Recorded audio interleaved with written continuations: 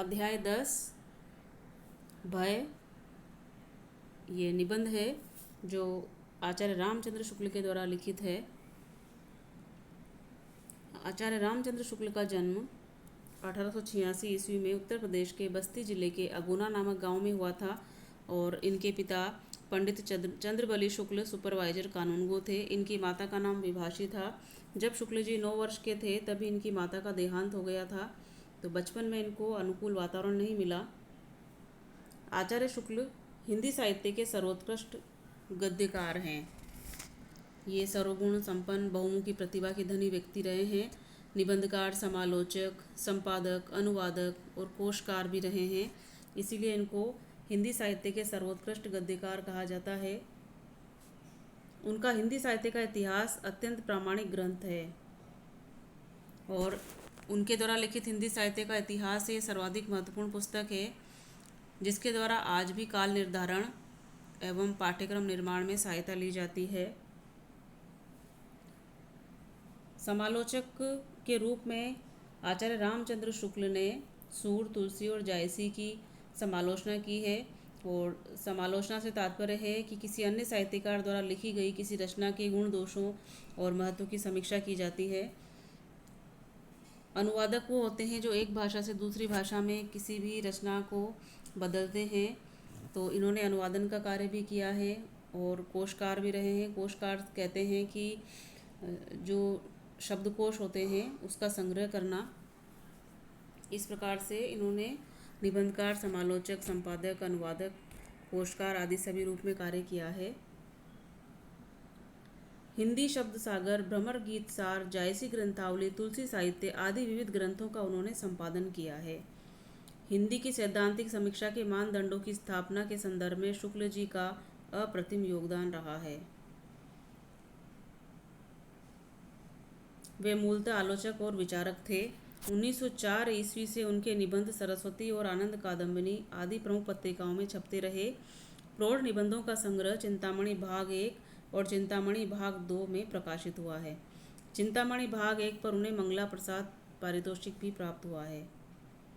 उत्साह, करुणा, क्रोध, श्रद्धा, भक्ति, लज्जा और ग्लानि, लोभ और प्रीति, घृणा, भय आदि मनोविकारों संबंधी निबंधों में उनके मन और बुद्धि का अद्भुत सामंजस्य दिखाई देता है। मनोविकार से संबंधित है हमारे मन के विकार, अर्थात हमारे मन में जो परिवर्तन होते हैं उन परिवर्तनों को आधार बनाकर जितने प्रकार के हमारे भाव होते हैं उन भावों को इन्होंने निबंधबद्ध किया है। इन निबंधों के माध्यम से शुक्ल जी ने लोक की विविध परिस्थितियों के आचार व्यवहार तथा अनेकानेक संघर्षों के बीच पड़े हुए मन की व्याख्या की है। भिन्न भिन्न परिस्थितियों में हमारा मन कितने प्रकार से प्रतिक्रिया व्यक्त करता है उन सभी का इन निबंधों में शुक्ल जी ने वर्णन किया है। सुख व दुख की मूल प्रवृत्तियां ही जीवन को गतिशील बनाती हैं। पाठ परिचय। भय नामक मनोविकार दुखात्मक संवर्ग का भाव है। दुखात्मक संवर्ग का भाव है अर्थात मनुष्य के जो मनोविकार हैं वो 2 प्रकार के वर्गों में बांटे जा सकते हैं, सुखात्मक और दुखात्मक। तो भय है वो दुखात्मक संवर्ग में आता है या दुख की श्रेणी में आता है। हम भी जानते हैं कि जब हमें डर लगता है तो वो एक दुख का ही कारण होता है। मनुष्य जीवन में प्राणी जगत की सत्ता में सुख और दुख मूल आधार हैं, अर्थात मूल प्रवृत्ति हैं। मूल प्रवृत्ति से तात्पर्य है मूल स्वभाव है। शुक्ल जी ने इस विचार प्रधान निबंध में भय की अनुभूति को लोक व्यवहार की दृष्टि से बड़ी सूक्ष्मता और विशदता से स्पष्ट किया है। जिस पर अपना वश न हो ऐसे कारण से पहुँचने वाले भावी अनिष्ट के निश्चय से जो दुख होता है वह भय कहलाता है। जिस पर अपना वश न हो अर्थात जिसको हम अपने वश में ना कर सकें, उस कारण के कारण यदि हमें भावी अनिष्ट का निश्चय हो। भावी अनिष्ट का अर्थात भविष्य में होने वाले नुकसान, भविष्य में होने वाले अशुभ के निश्चय से जो दुख होता है वह भय कहलाता है। छोटे बालक को जिसमें यह निश्चयात्मिकता बुद्धि नहीं होती, भय कुछ भी नहीं होता। शुक्ल जी के कहने का तात्पर्य छोटे बच्चे होते हैं वो डर में नहीं समझते हैं क्योंकि उनमें पूर्ण निश्चय नहीं होता। निश्चयात्मकता बुद्धि से तात्पर्य है उनकी बुद्धि में किसी भी अनिष्ट का पूर्ण निश्चय नहीं होता। इसलिए उनको डर नहीं लगता। जब हमारी इंद्रियां दूर से आने वाली क्लेश कारिणी बातों का पता देने लगती है, तब हमारा अंतःकरण भावी आपदा का निश्चय कराने लगता है। तब हमारा काम दुख मात्र से नहीं चल सकता, बल्कि भागने या बचने की प्रेरणा करने वाले भय से चल सकता है। अर्थात हमारी जो ज्ञानेंद्रियां हैं, जो हमें बाहर के वातावरण का ज्ञान देती है, यदि वो ज्ञानेंद्रियां ये पता करने लग जाती है कि क्लेश का कोई कारण होने वाला है, तो हमारा अंतःकरण अर्थात मन, हमारा मन भविष्य में होने वाले दुख का निश्चय करने लगता है। वो हुआ नहीं अभी, लेकिन मन पहले से निश्चय कर लेता है कि दुख आने वाला है, कष्ट आने वाला है। तब हमारा काम दुख मात्र से नहीं चल सकता। यदि हमें पता लग जाए कि भविष्य में हमारे साथ कुछ गलत होने वाला है, तो हम दुखी होकर बैठ नहीं जाते हैं, बल्कि भागने, या तो हम उस दुख से दूर भागते हैं या बचने का कोई उपाय ढूंढते हैं। बचने की प्रेरणा करने वाले भय से चलता है, अर्थात उससे बचने की हम कोशिश करते हैं। इस प्रकार भाव या मनोविकार मानव जीवन के प्रेरक होते हैं, अर्थात हमें प्रेरणा देते हैं कि हमें क्या करना है। इनसे लोक कल्याण के व्यापक उद्देश्य की सिद्धि भी होती है। लोक कल्याण का व्यापक उद्देश्य अर्थात जो भी हमारे साथ गलत होने वाला है उसको हम छोड़कर और अपने फायदे के लिए या अपने भले के लिए हम कोई उपाय सोचने लगते हैं। शुक्ल जी ने निबंध में भाव की केवल मनोवैज्ञानिक प्रामाणिकता ही सिद्ध नहीं की है, वरन लोक व्यवहार और साहित्यिक अभिव्यक्ति के मध्य संगति भी स्थापित की है।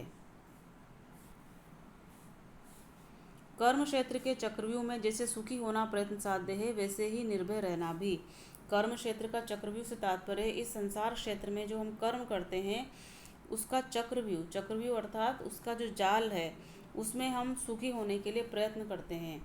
सुखी होना प्रयत्न साध्य है, अर्थात सुखी होने का भी हमें प्रयत्न करना पड़ता है। उसी प्रकार से निर्भय रहने के लिए भी प्रयत्न करना पड़ेगा, अर्थात भय से दूर रहने के लिए भी हमको प्रयत्न करना पड़ेगा। इस आवश्यकता से हम बच नहीं सकते, अर्थात ये जो प्रयत्न करने की आवश्यकता है वो हमें करनी ही पड़ेगी। यदि हम प्रयत्न नहीं करेंगे तो ना तो हम सुखी होंगे, ना हम निर्भय रह पाएंगे। अब पढ़ते हैं हम मूल पाठ। किसी आती हुई आपदा की भावना या दुख के कारण के साक्षात्कार से जो एक प्रकार का आवेगपूर्ण अथवा स्तंभकारक मनोविकार होता है, उसी को भय कहते हैं। किसी आती हुई आपदा अर्थात संकट, तो जो भी संकट आता है उसकी जो भावना होती है या दुख के कारण के साक्षात्कार से, साक्षात्कार अर्थात दुख का जो कारण है उससे हमारा आमना सामना हो जाए, उससे हमारा मिलन हो जाए, जो एक प्रकार का आवेगपूर्ण अथवा स्तंभकारक मनोविकार होता है। स्तंभकारक अर्थात निर्णय लेने में अक्षम बनाने वाला कारक। इस प्रकार का जो मनोविकार हमारे अंदर उत्पन्न हो जाए तो उसको हम भय कहते हैं, उसको हम डर कहते हैं। अर्थात लेखक कहना चाहते हैं कि हमारा सामना किसी दुख की भावना से हो जाए, कोई संकट वाली बात से हमारा सामना हो जाए, तो हमारे मन में एक भाव उत्पन्न होता है जो उत्तेजना में भरकर अपने आप को स्तंभित कर देता है। स्तंभित अर्थात निर्णय लेने में हम सक्षम नहीं रहते हैं। तो जब निर्णय लेने में सक्षम नहीं हैं तो हम उसको डर कहते हैं, उसी को हम भय कहते हैं। क्रोध दुख के कारण पर प्रभाव डालने के लिए आकुल करता है और भय उसकी पहुंच से बाहर होने के लिए। यदि हमारे सामने दुख का कोई कारण उपस्थित हो जाए तो हम उस पर क्रोध करते हैं ताकि दुख का जो कारण है उस पर प्रभाव डाला जा सके। तो या तो क्रोध होता है या फिर भय या डर उत्पन्न होता है ताकि हम उस दुख के कारण से दूर चले जाएं। क्रोध दुख के कारण के स्वरूप बोध के बिना नहीं होता, अर्थात हमें जब भी गुस्सा आता है, क्रोध आता है, तो तभी आएगा जब हमारे सामने दुख का कोई कारण होगा। यदि दुख का कारण चेतन होगा और यह समझा जाएगा कि उसने जानबूझकर दुख पहुंचाया है, तभी क्रोध होगा। पर भय के लिए कारण का निर्दिष्ट होना जरूरी नहीं, इतना भर मालूम होना चाहिए कि दुख या हानि पहुंचेगी। केवल हमारे मन में ये भावना उत्पन्न हो जाए कि हमें सामने जो कारण है हमारे, उससे दुख पहुंचने वाला है या हमें नुकसान होने वाला है, इतना यदि हमें पता चल जाए, उसमें ही हम डर जाते हैं। लेकिन यदि हमें पता लग जाए कि सामने वाले ने जानबूझकर दुख पहुंचाया है, सामने जो कारण है वो जानबूझकर दुख पहुंचा रहा है, तब हमारे अंदर क्रोध की भावना उत्पन्न होगी। यदि कोई ज्योतिषी किसी गंवार से कहे कि कल तुम्हारे हाथ पांव टूट जाएंगे, तो उसे क्रोध ना आएगा, भय होगा। एक उदाहरण दिया है यहाँ पर शुक्ल जी ने कि भय और क्रोध में अंतर कैसे समझें। कि यदि कोई ज्योतिषी किसी गंवार से अर्थात अशिक्षित व्यक्ति से कहे, ना समझ व्यक्ति से कहे कि कल तुम्हारे हाथ पांव टूट जाएंगे, तो उसे क्रोध नहीं आएगा, भय होगा। वो समझ जाएगा कि हम भविष्यवाणी कर रहा है। पर उसी से यदि कोई दूसरा आकर कहे कि कल अमुक अमुक तुम्हारे हाथ पैर तोड़ देंगे, अमुक अमुक का अर्थात कोई दूसरा व्यक्ति जिसका वो नाम नहीं दिया हुआ यहाँ पर, तो वह तुरंत त्योरी बदल कर कहेगा कि कौन है हाथ पैर तोड़ने वाले, देख लूँगा। इससे क्या तात्पर्य हुआ? भय और क्रोध में कैसे अंतर समझ में आएगा कि यदि हमें दुख का कारण पता चल जाए और ये पता चल जाए कि सामने वाला जानबूझकर दुख पहुंचा रहा है, तो क्रोध होगा। लेकिन यदि हमें उसके दुख के कारण के स्वरूप का बोध हो,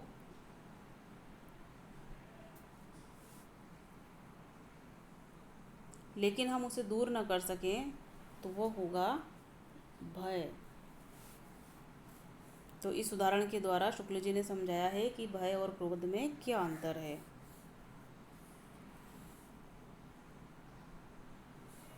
भय का विषय दो रूपों में सामने आता है, असाध्य रूप में और साध्य रूप में।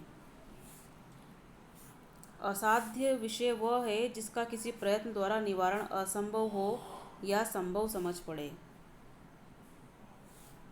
भय के दो रूप हैं, असाध्य और साध्य। असाध्य तो वो है जिसका हम निवारण नहीं कर सकें, जिसको साधा नहीं जा सके, जिसका हम कोई उपाय न कर सकें, कोई प्रयत्न करके भी हम उसको दूर न कर सकें, वो असाध्य है। साध्य विषय वह है जो प्रयत्न द्वारा दूर किया या रखा जा सकता हो। अब एक उदाहरण से साध्य और असाध्य में अंतर समझा रहे हैं शुक्ल जी। दो मनुष्य एक पहाड़ी नदी के किनारे बैठे या आनंद से बातचीत करते चले जा रहे थे। इतने में सामने से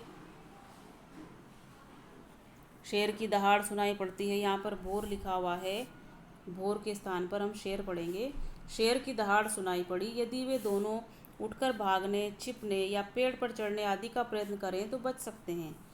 विषय के साध्य या असाध्य होने की धारणा परिस्थिति की विशेषता के अनुसार तो होती ही है, पर बहुत कुछ मनुष्य की प्रकृति पर भी अवलंबित रहती है।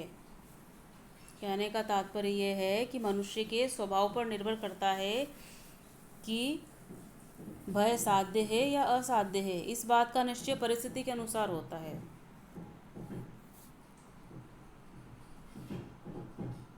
विषय के साध्य या असाध्य होने की धारणा परिस्थिति की विशेषता के अनुसार तो होती है, पर बहुत कुछ मनुष्य की प्रकृति पर भी अवलंबित रहती है। क्लेश के कारण का ज्ञान होने पर उसकी अनिवार्यता का निश्चय अपनी विवशता या अक्षमता की अनुभूति के कारण होता है। क्लेश का कारण ज्ञात हो गया, अब उसकी अनिवार्यता का निश्चय किस आधार पर होगा? अपनी विवशता या अक्षमता की अनुभूति के कारण। हम उसको दूर करने में सक्षम हैं या नहीं सक्षम हैं, हम वहाँ पर विवश हैं या हमारे अंदर क्षमता नहीं है, इसकी जब हमें अनुभूति हो जाती है तो हमें क्लेश होता है। यदि यह अनुभूति कठिनाइयों और आपत्तियों को दूर करने के अनभ्यास या साहस के अभाव के कारण होती है, तो मनुष्य स्तंभित हो जाता है और उसके हाथ पांव नहीं हिल सकते। हाथ पांव नहीं हिल सकते का अर्थात वो जड़ हो जाता है, मुकाबला करने की स्थिति में नहीं रहता है। पर कड़े दिल का या साहसी आदमी पहले तो जल्दी डरता नहीं, और डरता भी है तो संभल कर अपने बचाव के उद्योग में लग जाता है। यहाँ पर दो तरह की बात बताई है कि यदि मनुष्य भय के कारण को जान जाता है तो उस समय की परिस्थिति कैसी है और वो व्यक्ति उस भय का सामना कर सकता है या नहीं कर सकता है, उसकी स्वयं की स्थिति कैसी है, उसकी क्षमता कितनी है, उस आधार पर निर्धारित होगा कि उसको भय होगा या नहीं होगा। भय जब स्वभावगत हो जाता है तब कायरता या भीरुता कहलाता है। भीरुता या कायरता किसे कहते हैं? डरपोक जिसे कहते हैं हम आम भाषा में।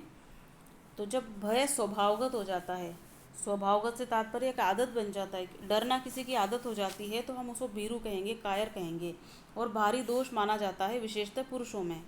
भारी दोष का तात्पर्य है कि गलत माना जाता है, दोष माना जाता है।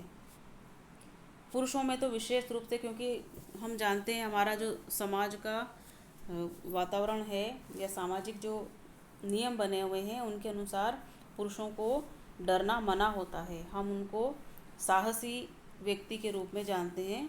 स्त्रियों भीरुता तो उसकी लज्जा के समान ही रसिकों के मनोरंजन की वस्तु रही है।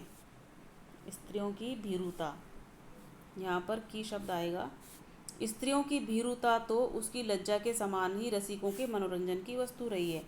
अर्थात स्त्रियां यदि डरती है तो वो जिस प्रकार से लज्जा स्त्रियों का गहना है, तो ये उनका डरना भी मनोरंजन का साधन है। पुरुषों की भीरुता की पूरी निंदा होती है। यदि पुरुष डर जाते हैं तो सारा समाज उसकी निंदा करता है। ऐसा जान पड़ता है कि पुराने ज़माने से पुरुषों ने न डरने का ठेका ले रखा है। भीरुता के संयोजक अवयवों में क्लेश सहने की आवश्यकता और उसकी शक्ति का अविश्वास प्रधान है। भीरुता के संयोजक अवयव से तात्पर्य है कि डर जब हमारे अंदर उत्पन्न होता है तो उस डर को उत्पन्न करने वाले कौन कौन से कारक हैं, उनमें से उन सभी कारकों में क्लेश अर्थात दुख सहन करने की आवश्यकता और उसकी शक्ति का अविश्वास प्रधान है। अविश्वास प्रधान है अर्थात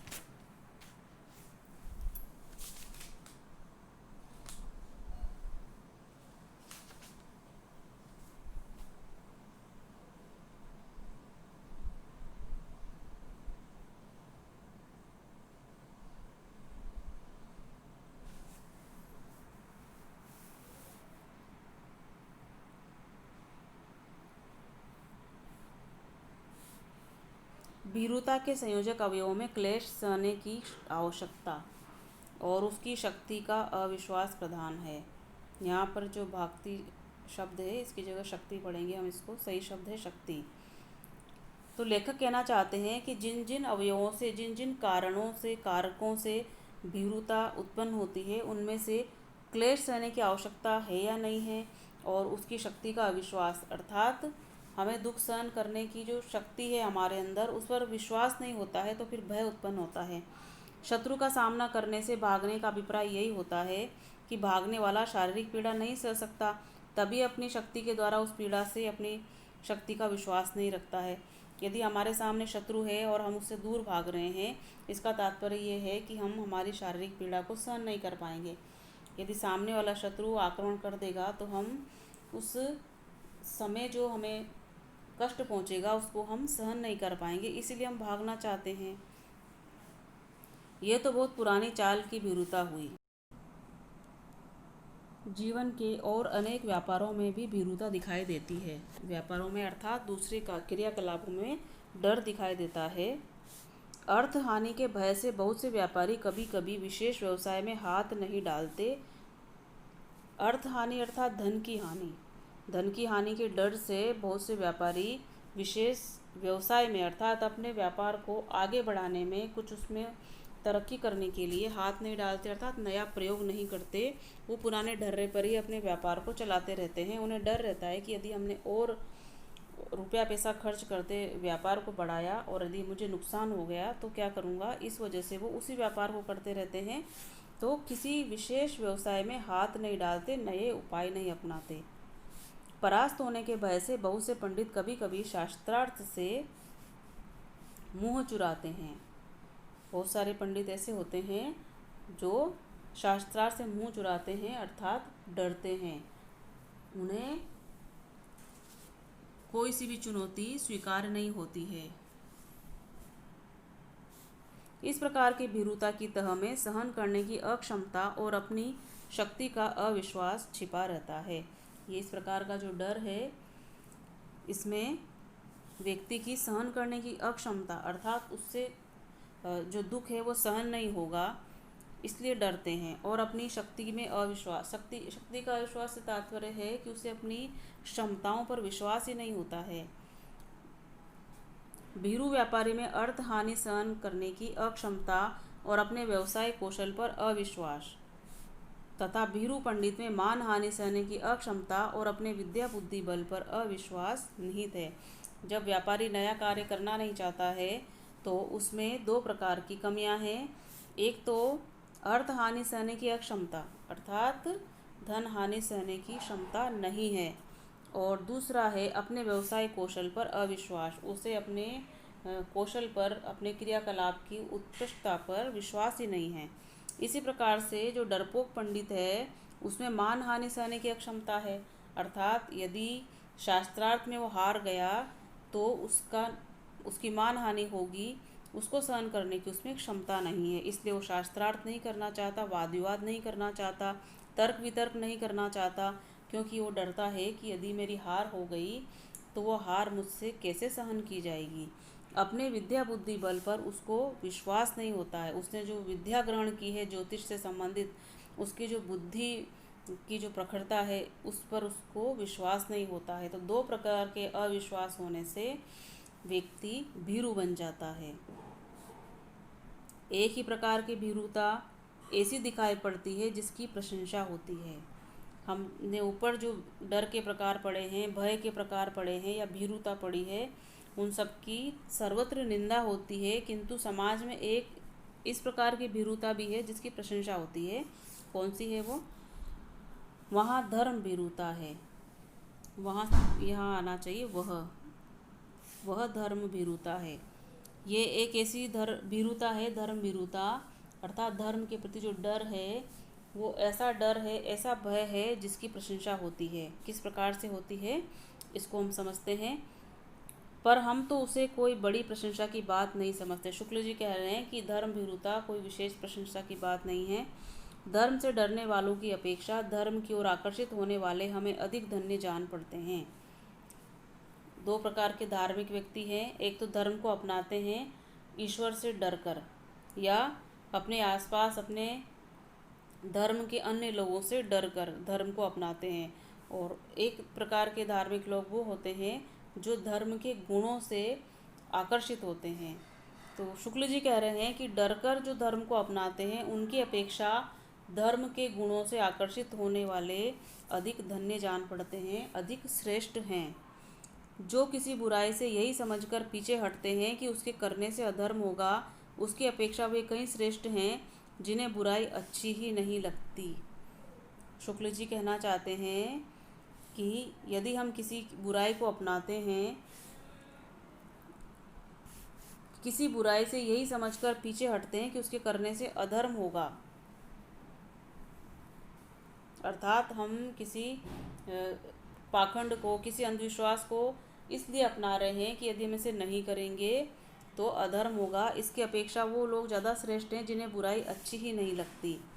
दुख या आपत्ति की पूर्ण निश्चय न रहने पर उसकी संभावना मात्र के अनुमान से जो आवेग शून्य भय होता है उसे आशंका कहते हैं।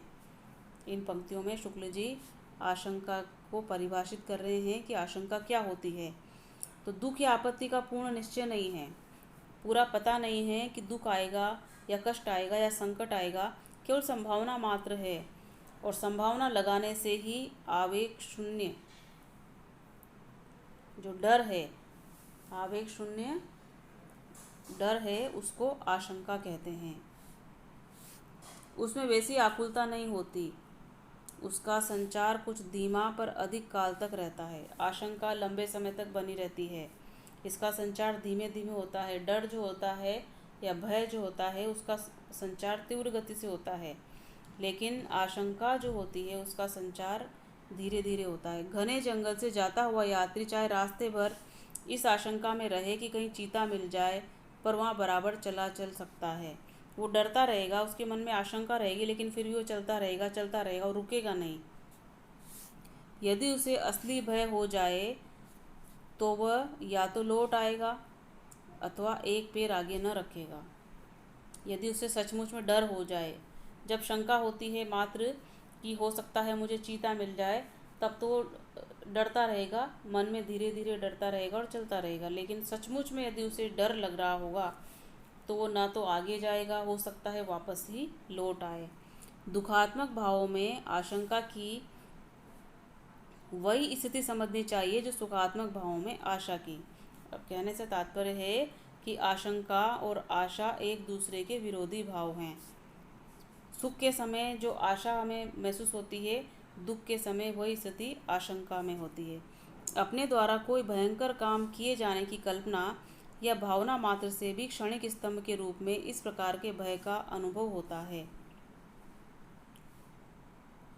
अपने द्वारा कोई भयंकर काम किए जाने, भयंकर अर्थात कोई बहुत बुरा कार्य कर दिया, तो उस समय उसकी जो कल्पना है, भावना मात्र के क्षणिक स्तंभ अर्थात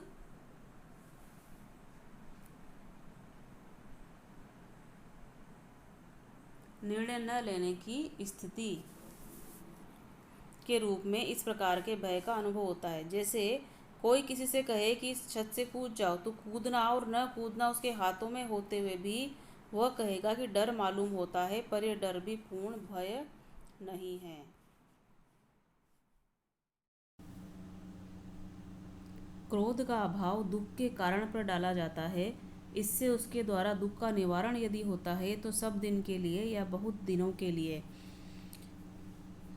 लेखक कहना चाहते हैं कि यदि हमारे अंदर क्रोध का अभाव है, क्रोध की कमी है और यही दुख का कारण है, तो इसके द्वारा जो दुख का निवारण होगा वो सब दिन के लिए हो जाएगा या बहुत दिनों के लिए हो जाएगा। मान लीजिए किसी ने हमें दुख पहुंचाया है और हमें क्रोध नहीं आता है, हम क्रोध के अभाव में अपने आप को दुखी समझकर बैठ जाते हैं, तो कुछ समय बाद ये दुख का निवारण अपने आप हो जाएगा, हम मन मारकर बैठ जाएंगे। लेकिन भय के द्वारा बहुत सी अवस्थाओं में ये बात नहीं हो सकती। ऐसे सज्ञान प्राणियों के बीच जिनमें भाव बहुत काल तक संचित रहते हैं और ऐसे उन्नत समाज में जहाँ एक एक व्यक्ति की पहुँच और परिचय का विस्तार बहुत अधिक होता है, प्राय भय का फल भय के संचार काल तक ही रहता है। यदि हमारे अंदर क्रोध का भाव है तो दुख का निवारण हो सकता है, लेकिन यदि हमारे अंदर है तो केवल भय की अवस्थाओं में ये बात नहीं हो सकती है। ऐसे सज्ञान प्राणी अर्थात जो ज्ञानी व्यक्ति हैं, जिनके अंदर ज्ञान है, उनमें ये भाव बहुत काल तक संचित रहते हैं। जहाँ ये भय भूला कि आफत आई, यदि हमने डरना भूल गए तो हमारे ऊपर आफत भी आ सकती है। उदाहरण के लिए, यदि कोई क्रूर मनुष्य किसी बात पर आपसे बुरा मान गया और आपको मारने दौड़ा, तो उस समय भय की प्रेरणा से आप भागकर अपने को बचा लेंगे। पर संभव है कि उस मनुष्य का क्रोध जो आप पर था उसी समय दूर न हो, बल्कि कुछ दिन के लिए बेर के रूप में टिक जाए, तो उसके लिए आपके सामने आना कोई बड़ी बात नहीं होगी। अर्थात वो अपना क्रोध निकालने के लिए कभी भी हमारे सामने आ सकता है और बदला ले सकता है। क्रोध उत्पन्न ही इसलिए होता है कि जिसने हमें पीड़ा पहुंचाई है उसको भी हम भयभीत करें, पीड़ित करें। इसी उद्देश्य से हमारे अंदर क्रोध की भावना उत्पन्न होती है। तो जिस व्यक्ति को हमारे ऊपर क्रोध आ रहा है वो वापस हमारे सामने आ सकता है, ये कोई बड़ी बात नहीं है।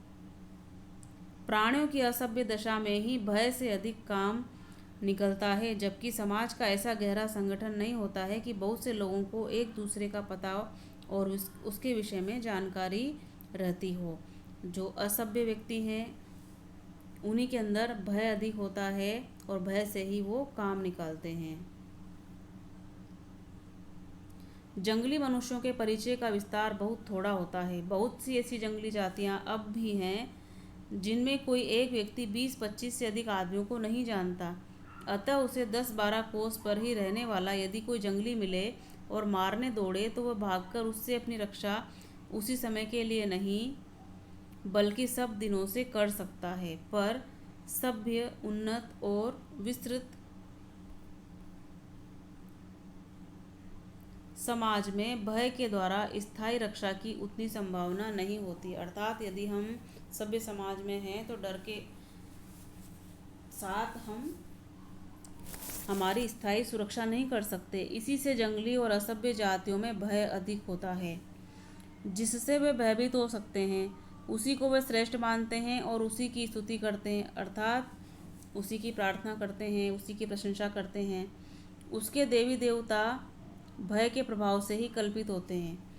जो देवी देवताओं की कल्पना कर लेते हैं वो डर के कारण ही करते हैं। किसी आपत्ति या दुख से बचे रहने के लिए ही अधिकतर वे उसकी पूजा करते हैं। अति भय और भय कारक का सम्मान असभ्यता के लक्षण हैं। अशिक्षित होने के कारण अधिकांश भारतवासी भी भय के उपासक हो गए हैं। वे जितना सम्मान एक थानेदार का करते हैं उतना किसी विद्वान का नहीं करते हैं। अर्थात थानेदार से डर है तो उस डर से बचने के लिए उसका सम्मान करते हैं, लेकिन किसी गुणी व्यक्ति के संपर्क में वो हैं, विद्वान व्यक्ति के संपर्क में हैं, तो उसका वो सम्मान उतना नहीं करते हैं। चलने फिरने वाले बच्चों में जिनमें भाव देर तक नहीं टिकते और दुख परिहार का ज्ञान या बल नहीं होता, भय अधिक होता है। जो बच्चे चल फिर सकते हैं, जिनमें भाव अधिक देर तक टिकते नहीं हैं और दुख परिहार का ज्ञान अर्थात दुख को दूर करने के कारणों का ज्ञान नहीं होता या इतनी शक्ति नहीं होती, तो उनमें डर अधिक होता है, अर्थात वो डरते हैं। बहुत से बच्चे तो किसी अपरिचित आदमी को देखते ही घर के भीतर भागते हैं। पशुओं में भी भय अधिक पाया जाता है। अपरिचित के भय से जीवन का कोई गूढ़ रहस्य छिपा जान पड़ता है। प्रत्येक प्राणी भीतरी आँख खुलते ही अपने सामने मानो एक दुख कारण पूर्ण संसार फैला हुआ पाता है। अर्थात कोई भी अपरिचित घटना, अपरिचित व्यक्ति से जब सामना होता है तो हमारे अंदर भय या डर अपने आप उत्पन्न हो जाता है,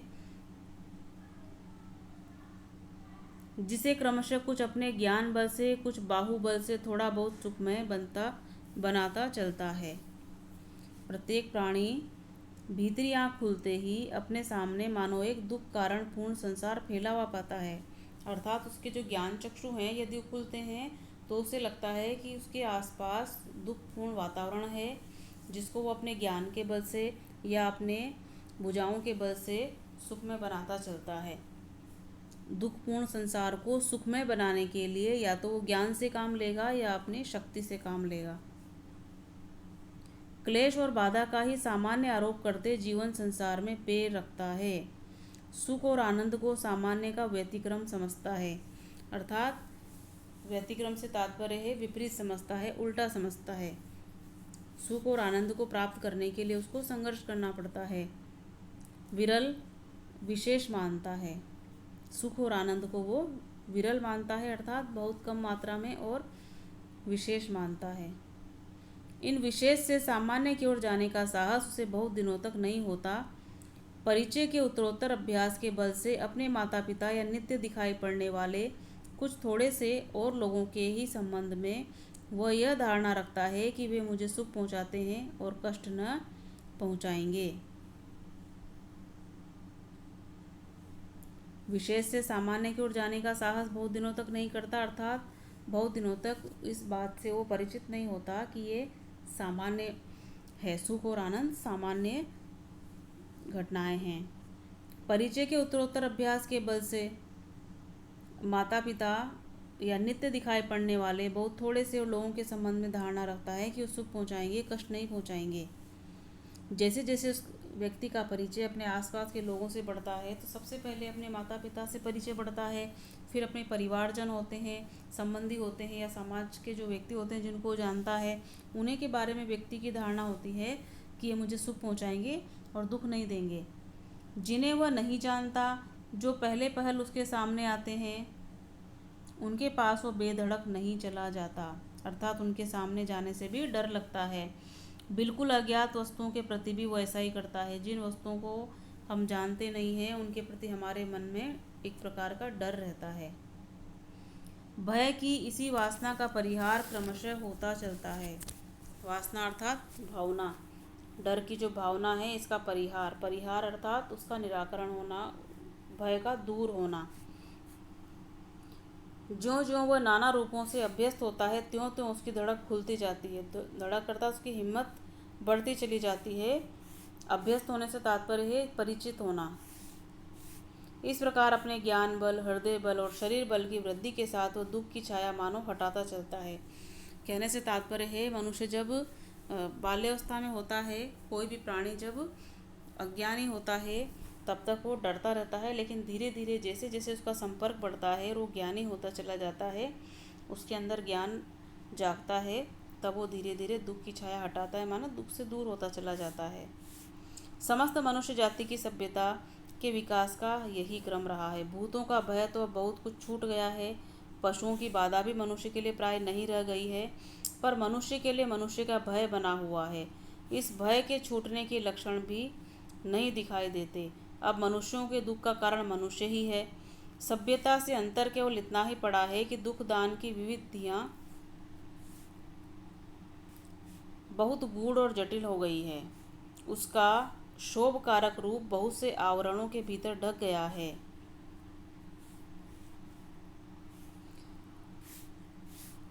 अब इस बात की आशंका तो नहीं रहती है कि कोई जबरदस्ती आकर हमारे घर, खेत, बाग बगीचे, रुपए छीन न ले, पर इस बात का खटका रहता है कि कोई नकली दस्तावेजों, झूठे गवाहों, कानूनी बहसों के बल से इन वस्तुओं से वंचित ना कर दे।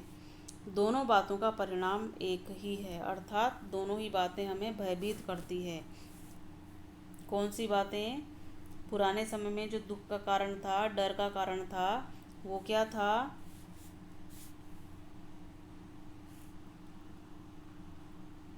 भूतों का भय। भूतों का भय, पशुओं से डर लगता था। पहले जंगली पशुओं से बहुत डर लगता था, किंतु अब मनुष्य सामाजिक प्राणी की तरह समाज में रहता है, तो पशुओं की भी बाधा नहीं रह गई है। मनुष्य के लिए मनुष्य का भय बना हुआ है। पुराने ज़माने में चोरी डकैती, मारपीट वाला भय था, लेकिन अब क्योंकि समाज में जो विकास हुआ है, तो अब मनुष्य की सुरक्षा के लिए पुलिस है या अन्य परिचित लोग हैं, हमारे परिवारजन है, हमारे पास रहने के लिए अच्छे मकान हैं और सामना करने के लिए हमारे पास हथियार भी हैं। इसलिए वो वाला डर अब नहीं रहा। अब जो डर रहा है मनुष्य के अंदर, अब जो डर है वो ये है नकली दस्तावेज, झूठे गवाह, कानूनी बहस के बल से उसकी वस्तुओं से उसको वंचित कर दे, अर्थात उसको दूर कर दे। दोनों बातों का परिणाम एक ही है। सभ्यता की वर्तमान स्थिति में एक व्यक्ति को दूसरे व्यक्ति से वैसा भय तो नहीं रहा जैसा पहले रहा करता था, पर एक जाति को दूसरी जाति से, एक देश को दूसरे देश से भय के स्थायी कारण प्रतिष्ठित हो गए हैं। सबल और सबल देशों के बीच अर्थ संघर्ष की, अर्थात धन से संबंधित संघर्ष, सबल और निर्बल के देशों के बीच अर्थ शोषण की प्रक्रिया अनवरत चल रही है। एक क्षण का विराम नहीं है, अर्थात बिल्कुल भी आराम नहीं है, कोई रोक नहीं है। इस सार्वभौम वाणिक वृत्ति से उसका अनर्थ कभी न होता यदि क्षात्र वृत्ति उसके लक्ष्य से अपना लक्ष्य अलग रखती। कहने का तात्पर्य है कि अब जो परिस्थितियां हैं वो इस प्रकार की है कि एक जाति दूसरी जाति से और एक देश दूसरे देश से भयभीत हैं। सबल और सबल देश अर्थात दो समान प्रकार से विकसित विकासमान देश हैं, तो उनके बीच में अर्थ संघर्ष की, और यदि एक सबल और एक निर्बल देश है, एक कमज़ोर है, एक शक्तिशाली देश है, तो उन देशों के बीच में अर्थ शोषण की प्रक्रिया अनवरत चल रही है, अर्थात उनमें से जो सबल है, प्रभावशाली है, वो निर्बल का शोषण करेगा। इस सार्वभौम वणिक वृत्ति से उसका अनर्थ कभी न होता यदि क्षात्र वृत्ति उसके लक्ष्य से अपना लक्ष्य अलग रखती। यहाँ पर वणिक वृत्ति से तात्पर्य है व्यापार करने या व्यापार द्वारा लाभ कमाने की क्रिया, और क्षात्र वृत्ति से तात्पर्य है कि शासन द्वारा शोषण या अत्याचार को रोकना, वो क्षत्र उनका जो क्षात्र धर्म है वो। पर इस युग में दोनों का विलक्षण सहयोग हो गया है। वर्तमान अर्थोन्माद को शासन के भीतर रखने के लिए शास्त्र धर्म के उच्च और पवित्र आदर्श को लेकर शास्त्र संघ की प्रतिष्ठा भी आवश्यक है। अर्थात ऐसे नियम बनाए जाएं जिससे निर्धन और अविकसित देश सबल और धनवान देशों की मदद से अपना उत्थान कर सकें, किंतु ऐसा है नहीं। वर्तमान अर्थोन्माद अर्थात आर्थिक पागलपन, धन कमाने के जो तरह तरह के तरीके अपनाए जा रहे हैं, चाहे वो उचित है या अनुचित है, उनके कारण जो शासन व्यवस्था है वो भ्रष्ट हो गई है। और उसी की प्रतिष्ठा आवश्यक है कि उच्च आदर्श और पवित्र आदर्श को लेकर शास्त्र संघ की प्रतिष्ठा की जाए। जिस प्रकार सुखी होने का प्रत्येक प्राणी को अधिकार है, उसी प्रकार मुक्तांतक होने का भी अधिकार है। मुक्तांतक का अर्थ है भय से मुक्त रहना, आतंक से मुक्त रहना। पर कर्म क्षेत्र के चक्रव्यूह में पड़कर जिस प्रकार सुखी होना प्रयत्न साध्य होता है, उसी प्रकार निर्भय रहना भी। निर्भयता के संपादन के लिए दो बातें अपेक्षित है। पहली तो यह है कि दूसरों के हमसे किसी प्रकार का भय या कष्ट न हो, हम किसी को कष्ट न पहुंचाए, हमारे द्वारा किसी को कष्ट न हो। दूसरी यह है कि हमको कष्ट या भय पहुंचाने का साहस न कर सके। इनमें से एक का संबंध उत्कृष्टशील से, अर्थात पहली जो बात है ना कि हमारे द्वारा किसी को कष्ट न हो, तो ये हमारे लिए उत्कृष्टशील अर्थात सदाचार है, उत्तम आचार व्यवहार है। और दूसरा है कि दूसरे व्यक्ति हमको कष्ट न पहुंचाए, इतनी हमारे अंदर शक्ति होना चाहिए कि दूसरा व्यक्ति हमें कष्ट ना पहुंचाए। तो यहाँ पर दूसरी का संबंध शक्ति और पुरुषार्थ से है। इस संसार में किसी को न डराने से ही डरने की संभावना दूर नहीं होती। मान लीजिए हम किसी को नहीं डरा रहे हैं, तो इसका मतलब यह नहीं कि सामने वाले में डर की संभावना या डर की जो भावना है वो दूर हो गई है। साधु से साधु प्रकृति वाले को क्रूर लोभियों से क्लेश पहुंचता है, अतः उसके प्रयत्नों को विफल या भय संचार द्वारा रोकने की आवश्यकता से हम नहीं बच सकते हैं।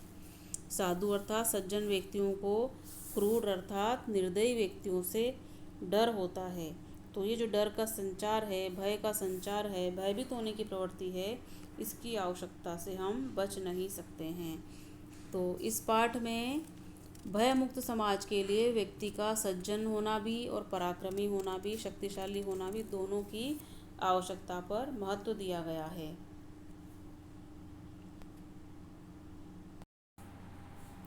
जिस प्रकार सुखी होने का प्रत्येक प्राणी को अधिकार है, उसी प्रकार मुक्तातंक होने का भी, अर्थात आतंक से भय से मुक्त होने का भी उसको उतना ही अधिकार है। पर कर्म क्षेत्र के चक्रव्यूह में पड़कर जिस प्रकार सुखी होना प्रयत्न साध्य होता है, उसी प्रकार निर्भय रहना भी। कर्म क्षेत्र के चक्रव्यूह से तात्पर्य है सांसारिक जीवन में जो हम क्रियाकलाप करते हैं, विभिन्न प्रकार के कर्म करते हैं, उनका जो जाल है, उनका जो घिराव है, उसमें पड़कर सुखी रहने के लिए भी हमें प्रयत्न करना पड़ता है और निर्भय रहने के लिए भी प्रयत्न करना पड़ता है। निर्भयता के संपादन के लिए दो बातें अपेक्षित है। पहली तो यह कि दूसरों को हमसे किसी प्रकार का भय या कष्ट न हो। दूसरी यह कि हमको कष्ट या भय पहुंचाने का साहस न कर सके, अर्थात हम किसी को डराए नहीं, किसी को कष्ट न दे, और दूसरा कोई व्यक्ति हमको भय न पहुंचाए, हमको कष्ट न दे। ये दोनों बातें अति आवश्यक है। इनमें से एक का संबंध उत्कृष्टशील से है, शील अर्थात सदाचार से है, उत्कृष्ट आचार से है, व्यवहार से है। और दूसरी का शक्ति और पुरुषार्थ से है, अर्थात हमारे अंदर इतना सामर्थ्य हो कि कोई दूसरा व्यक्ति हमको डरा ना सके, और दूसरे व्यक्तियों में इतने अच्छे गुण हो, इतने सदाचारी हो दूसरे व्यक्ति कि वो हमें डराए नहीं, हमें कष्ट न पहुंचाए। इस संसार में किसी को न डराने से ही डरने की संभावना दूर नहीं हो सकती। अर्थात यदि हम किसी को डरा नहीं रहे हैं, तो इसका तात्पर्य यह नहीं है कि हमको भी डरना नहीं पड़ेगा। उदाहरण के लिए साधु से साधु प्रकृति वाले को क्रूर लोभियों से क्लेश पहुंचता है, अर्थात कितने ही अच्छे सज्जन व्यक्ति हों, लेकिन यदि सामने वाला व्यक्ति निर्दयी हो तो वो उसको दुख पहुंचा सकता है। अतः उसके प्रयत्नों को विफल या भय संचार द्वारा रोकने की आवश्यकता से हम बच नहीं सकते, अर्थात भय का संचार उनमें हो सकता है, इसलिए उसको रोकने के लिए उनमें दंड का भय पैदा करना भी आवश्यक है। और इसीलिए हमारा सामर्थ्यवान होना, शक्तिशाली होना, पुरुषार्थी होना भी आवश्यक है। तो इस प्रकार लेखक ने भय मुक्त समाज के लिए व्यक्ति का सज्जन होना और उसका पराक्रमी होना दोनों को आवश्यक माना है।